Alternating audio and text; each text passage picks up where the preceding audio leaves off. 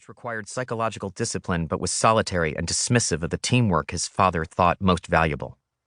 By junior year, Mark knew that he preferred to be quietly competitive, and that he didn't get along with men because he hated the anonymous place they assigned him when they were in groups. Women had been a mystery to Mark. His mother was an eternal cheerleader, and his older, smarter sister had wrapped the family in the drama of an eating disorder in her early teens. Her battle to delay adulthood finally won when she had a heart attack after returning from treatment at 17 and died. In addition, he learned that he had none of his father's charisma, and his physical appearance, his face mostly, was no help to him in developing confidence with women.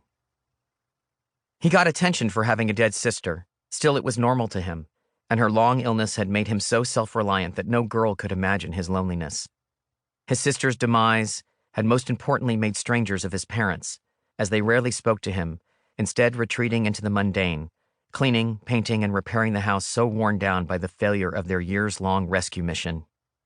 By his senior year in high school, they had moved on to the yard where gardening allowed them to spend time on their knees in the dirt, no different than the wet vegetables they picked and let rot in baskets by the mudroom.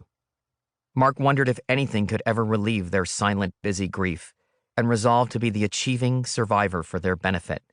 But in equal measure, he knew that massive financial success and a high white-collar job would allow him to be reborn into a world where none of this had ever happened.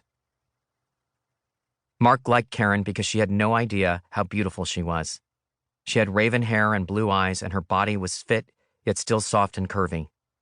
When he asked his coworker who'd set them up how he could have left this detail out, the coworker revealed he'd never seen her. His wife knew her and said she was an 8. She actually said she was a 7, but he couldn't tell that to Mark, especially after Mark had openly declared her a 10. The coworker was pleased but curious, and when he finally met Karen at the Christmas party, he was confounded by the fact that she was indeed very beautiful, although not a 10, and she did have a great rack. The night Mark and Karen finally undressed before each other, he stared at her as she got up to get a robe and go to the bathroom. It was a bright moonlit night, and her nipples were almost purple in the blue air, her skin so milky, her thighs so full and ankles so narrow. He thought he would never get tired of having sex with her, and he took that thought very seriously and knew they would marry. You might think a man like Mark, who was not rich by 40, would never be rich, but he worked in a field of finance where a big score was still possible. While Mark and Karen were engaged, there was a promotion available which included a bonus that would have catapulted him into wealth. Now that they were a couple and enjoying the social fruits of dining with other couples and the joy of guaranteed company on New Year's Eve and Valentine's, they held the unspoken status of being on the verge of success.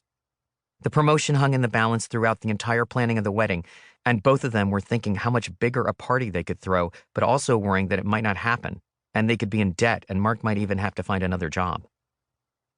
Karen was prepared to give up her years accrued in publishing because it was a repetitive, gossipy business, and she rarely had contact with writers. Also, she wasn't exactly in publishing. It was the reason she came to New York, but the competition was impenetrable, and so she migrated through temp work into the adjacent world of public relations, where in addition to the mild glamour of independent films and restaurant openings, she was brought tantalizingly close to a publishing house.